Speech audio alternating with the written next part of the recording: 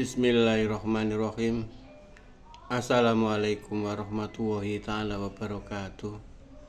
Para sahabatku semua dimanapun Anda berada, mudah-mudahan sahabat kita semua di jauh sana dalam keadaan sehat walafiat, tidak kekurangan suatu apapun. Itulah harapan kita. Amin, amin ya robbal alamin. Para sahabatku semua dimanapun Anda berada, kali ini saya akan membuat konsep yang bertema Satrio Piningit akan menjadi panutan seluruh dunia. Ini tema yang akan saya sajikan. Mudah-mudahan sahabat kita semua, walaupun apa yang saya sampaikan ini agak sulit, bisa diterima. Tetapi kami mengharap apa yang saya sampaikan ini bisa difahami sedikit demi sedikit, karena apa yang saya sampaikan adalah suatu kebenaran yang hakiki.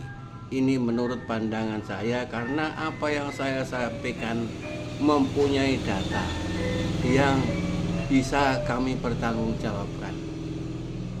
Para sahabatku semua dimanapun Anda berada, Satrio Piningit yang telah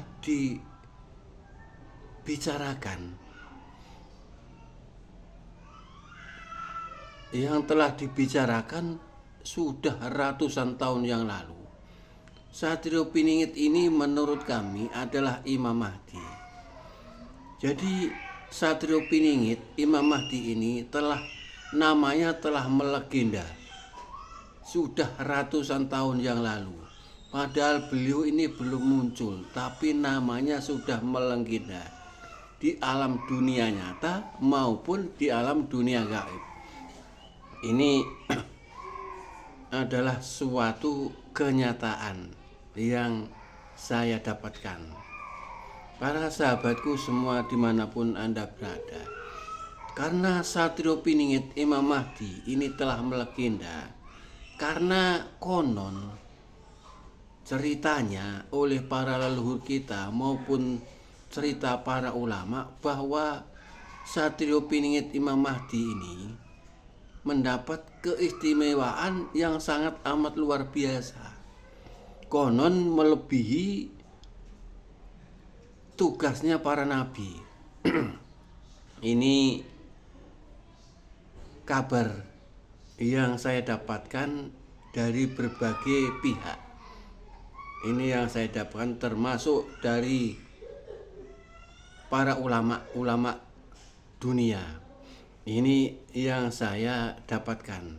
Jadi bukan hanya ulama kelas bawah, tapi kabar ini saya terima dari para ulama kelas dunia. Jadi ini yang saya sampaikan tentang Satrio Piningit menjadi panutan seluruh dunia. Karena apa yang saya sampaikan ini saya mengutip dari berbagai penjelasan dari para ulama dunia. Yang pertama, Satrio Piningit sesuai dalam Al-Quran dan sesuai syariat Nabi Muhammad. Jadi Satrio Piningit karena melegenda, baik itu dari kalangan para leluhur kita maupun ramalan-ramalan dari leluhur kita maupun petunjuk-petunjuk dari para ulama dunia, bahwa Imam Mahdi, Satrio Piningit Imam Mahdi ini dari Nusantara. Dari Nusantara karena syariatnya ini sesuai di dalam Al-Quran dan sesuai syariat Nabi Muhammad. Jadi ini adalah berita yang saya kutip dari beberapa para ulama dunia. Jadi bukan hanya sekedar dari ramalan Joyoboyo, tapi termasuk kabar dari para ulama dunia yang mendapatkan isyarah bahwa nanti ada seorang pemimpin dari Nusantara.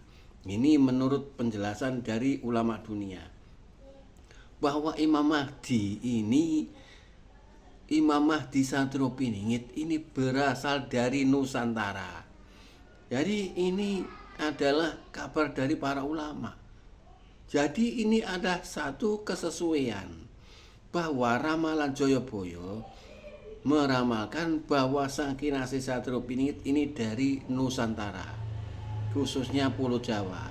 Sedangkan prediksi atau petunjuk yang diterima oleh para ulama dunia menyampaikan bahwa kelak nanti ada seorang mujadid dari Nusantara yang mempunyai tugas melebihi para nabi.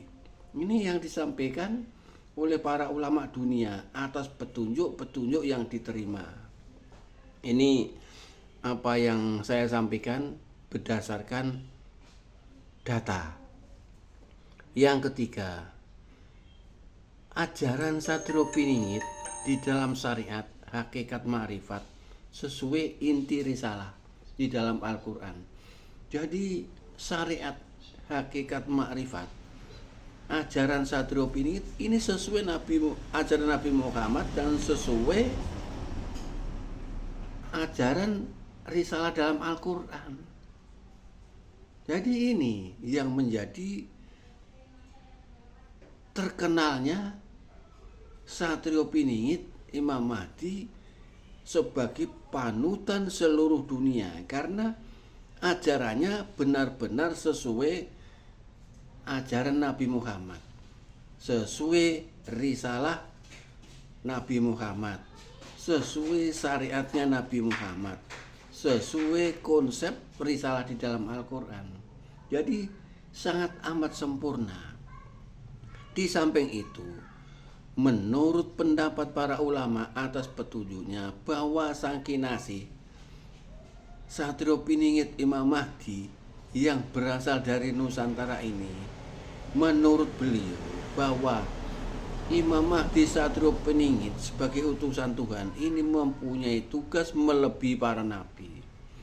Ini yang menjadi terkenalnya Satrio Piningit mendunia, menjadi panutan dunia.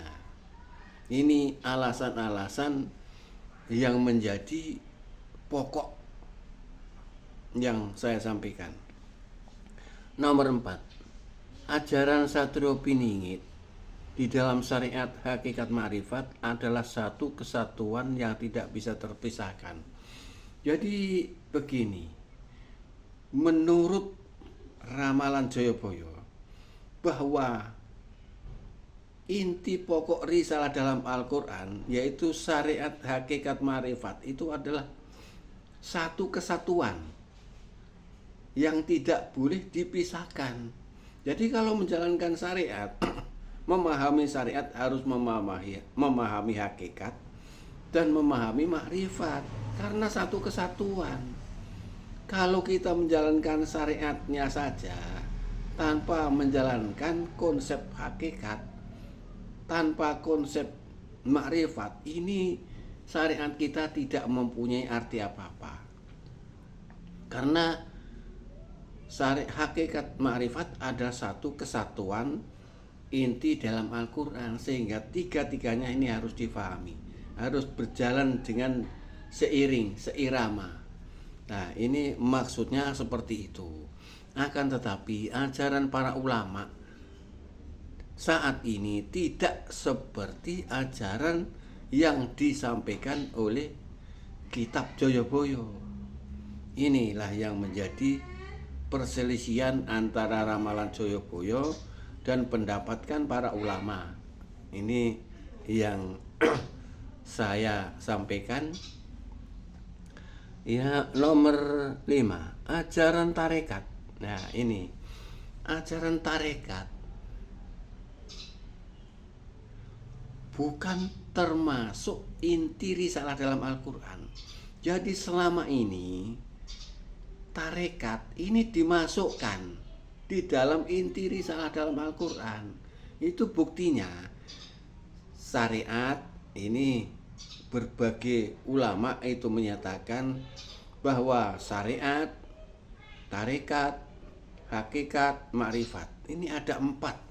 Ini beberapa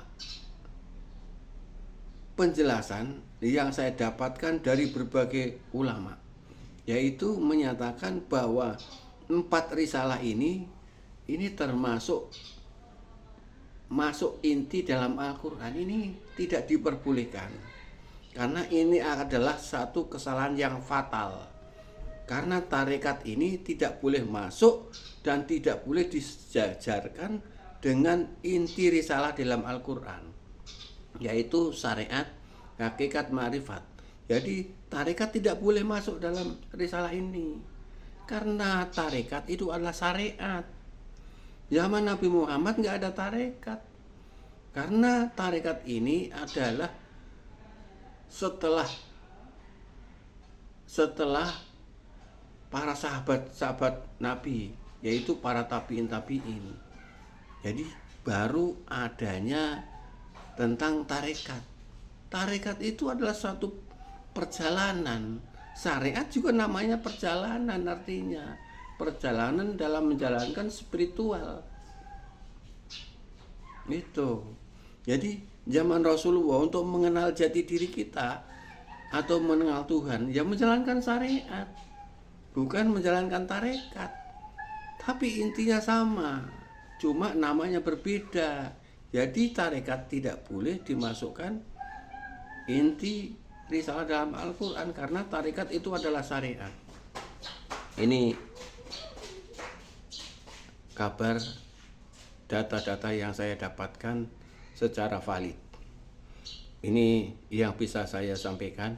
Mudah-mudahan apa yang saya sampaikan ini bisa diterima dengan baik dan benar. Akan tetapi apabila ada satu kesalahan, mohon dimaafkan yang sebesar-besarnya. Akhirul kalam, wassalamualaikum warahmatullahi taala wabarakatuh.